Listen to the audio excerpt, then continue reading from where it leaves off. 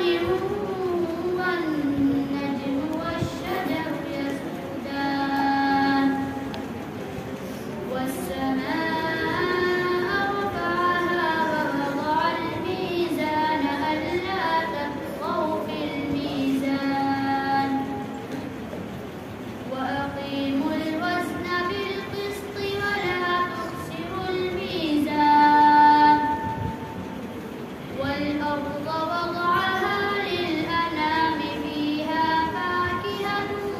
والنخل ذات الأكمام والهب ذو العصف والريحان فبأي آلاء ربكما تكذبان خلق الإنسان من صلصال كالفخار وخلق الجان من